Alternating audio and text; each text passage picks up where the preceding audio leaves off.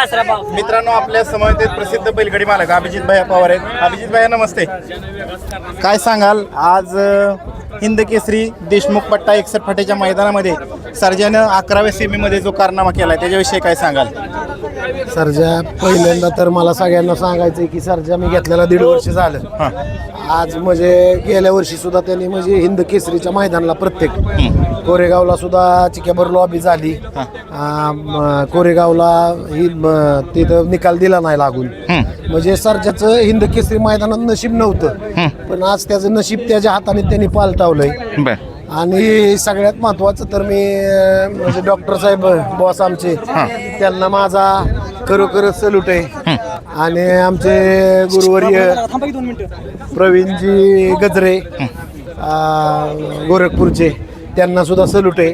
कारण ह्या दोघांच्या सहकार्यानं मी आज इथपर्यंत पोहोचलोय. आजचं यशी आमच्या बॉसला आणि प्रवीणजी गजरेंनाच आहे गुरुवर्य. त्यामुळं आज आमचं म्हणजे सर्जाने आज करून दाखवलं. कारण काल ज्यावेळेस मला पायरा कालपर्यंत माहीत नव्हता, मला पावती ज्यावेळेस निघली त्यावेळेस पायरा काढला. पण आम्हाला बॉसला म्हणलं बॉस सगळे इतक्या टॉपचे पैरे तर आपण कसं काय, तर म्हणले तुम्ही उद्या जा, तुम्ही राहणार आहे. म्हणजे कॉन्फिडन्स त्यांना त्यांचाच होता. म्हणून तर मी त्यांना सल्यूट केला की बॉससारखं नियोजन कोण करू शकत नाही.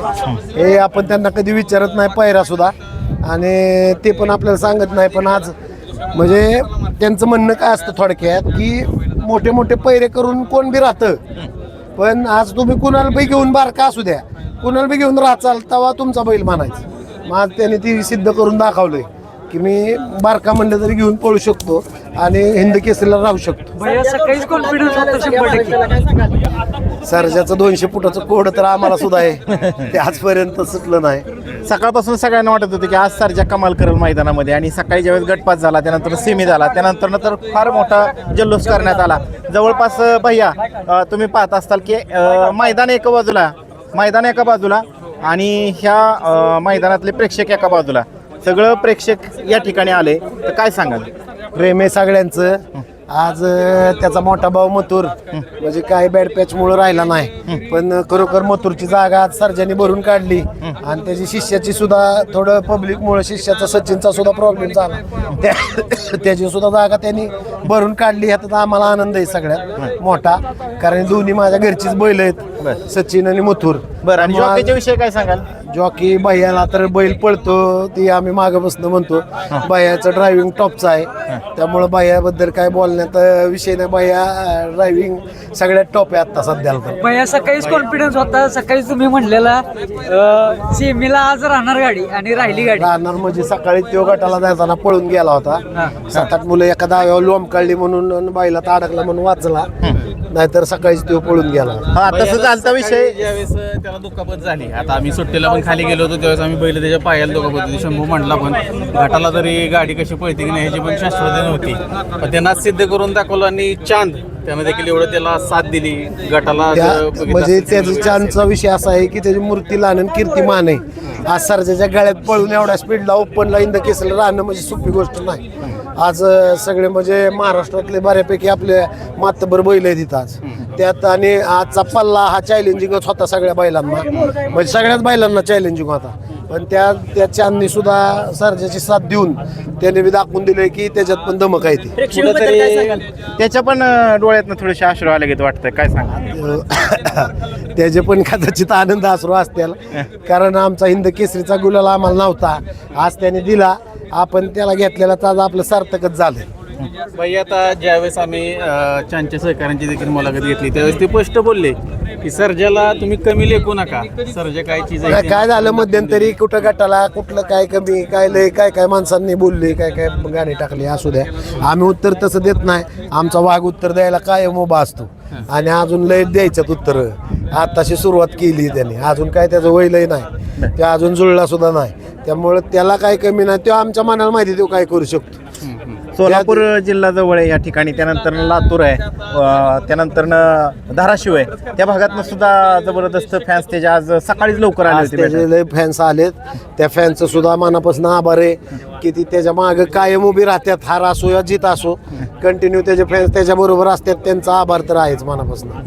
भैया एवढे सर्जावरती fans- एवढे जीव लावतात की आता तुम्ही असाल, शंभू असाल. शंभू तर म्हणजे एक त्याचं भावाचं नातं आहे. एवढा दोघांचा लढा, एवढं कष्ट करतात, एवढ्या वेळा त्यानं मार खाल्ला पण कधी नाराजी नाही. तुम्ही प्रत्येक मैदानात बंद केला की येणारं मैदान हे आपलंच असणार. ना त्याने आपल्याला आयुष्यात जे दिलंय ना, ती माझा सक्का पोरगा असता तरी ते देऊ शकत नव्हता, इतकं दिलंय. त्यामुळे त्याने हार असू नाही तर जित असो, आम्ही त्याच्याबरोबर कायम. त्याच्याबद्दल त्याने हाय असा जरी उभा राहिला तरी आम्हाला दुःख नाही त्यासाठी.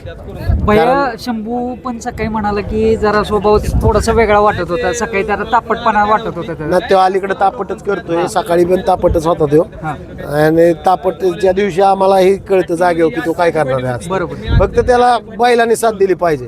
आणि अजून बी मी म्हणजे म्हणतो प्रामाणिकपणे, ज्या दिवशी सर ज्याला साथ देतो ना बैल, त्यावेळेस तो काय करून दाखवतो आमच्या मनाला माहिती. त्यामुळे त्याला कमी लेखायचा हा विषयच येत नाही कोणाचा, कारण त्याचा इतिहास लय मोठा आहे. त्याला कमी लेखाय नाही, पुसूस कोण शकत नाही त्याचा इतिहास. भैया ज्यावेळेस सेमीफायनल सुटला, तुम्ही जल्लोष पाहिला असेल, प्रेक्षकांचा एवढा त्याच्यावरती जीव आहे. हे पूर्ण मैदान उभं राहून जल्लोष करत होते आणि जे विजय त्यानं मिळवून दिलेला आहे, कुठंतरी असं मन भरून येतं. 100% आलं. आज सगळे त्याचे फॅन्स फॉलोअर्स आहेत, त्यांचं तर मी आभार मानलेलंच आहे. पण सगळे फॅन्स त्याच्यासाठी बरेच काय काय करतात. कोण देवाचा जप करतं, कोण काय करतं, ह्यात मला सगळ्यात भरून पावतं. कोण काय तिकडून मला सल्ले देतं, मला कोणी सल्ला दिला, मला सल्ला दिलेला तर कोणाचा राग नाही. पण आनंद वाटतो की ठीक आहे, तो त्यांचा बैल समजून आपल्याला थोडं मार्गदर्शन करतात, त्यांना आनंद. आणि विशेष म्हणजे ज्यावेळेस सर्जा पळून आला, गुलाल घेतला, फायनलला पात्र झाला, त्यावेळेस तो इकडे येत असताना मैदानातली सगळी गर्दी त्याच्या बाजूने चालत होती. काय सांगाल, रस्त्याला चालत असताना काय वाटत होतं? एक बैलगाडी मालक म्हणून हे त्याचे फॅन्स त्याच्याबरोबर चालतात, ते काय वाटतं? ते फॅन्सच सगळे मालक आहेत त्याचे, सर्जाचे. ते त्याच्यावर जीव ओळून टाकतात. ते त्यांचं काय, तेच मालक आहेत बैलाचे. आणि ते त्याच्यावर जीव ओळून टाकून येतात त्याच्यासाठी.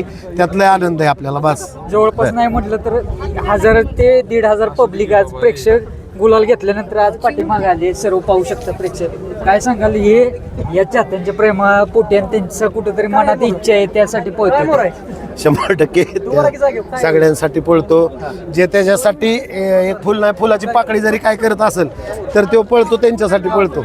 आणि आम्हाला सुद्धा त्याचं समाधान आहे, तो पळतो त्याचं. बस आम्हाला त्याच्याकडून काही नको आहे अपेक्षा. चालतंय, धन्यवाद. धन्यवाद. हिंद केसरीचं मैदान आणि गुलाल सर्जानं मिळवून दिला. बऱ्याच दिवसाची प्रतीक्षा होती आणि तुम्ही वारंवार म्हणत गेला की सर्जानं कधी नाराज केलेलं नाहीये. नाही, सर्जाने आम्हाला नाराज केलं नव्हतं. सर्जाने एक नंबर बिडिंग आम्हाला आणून करून दिले, मोठी मोठी मैदानं मारून दिली, 2 व्हीलरपासून बक्षिसं मिळवून दिली, फार 2-2 लाखाची बक्षिसं मिळवून दिली. पण आम्हाला ही हिंद केसरीचा पैशाचा विषय नव्हता. पण आम्हाला हिंद केसरी बैलाचा हिंद केसरी मैदानाचा मान पाहिजे होता. तो आज त्याने मला दिला. मी आज धन्य झालो त्याला घेऊन. बस. भैया आता उद्या देखील आदतचं मैदान आहे, सर्जा उद्याचे देखील मैदान. उद्या सुद्धा आहे सरच्या पाळा. उद्या कोणासोबत पळणार? ती जोडी ते मागची सिकंदर आहे गेल्या सर. मैदानात एक एक नंबर गेल्या मैदानात एक सर्जा नंबर आणि सिकंदर आपल्याला सिकंदर. त्या खूप साऱ्या शुभेच्छा असतील. संपूर्ण सर्जाचे चाहते या ठिकाणी उपस्थित आहेत. जल्लोष आहे, आनंद आहे. आणि इतर पुढे पण सर्जा असंच सगळ्यांना आनंद ठेवली शुभेच्छा देतो. चालतंय, धन्यवाद भैया. धन्यवाद.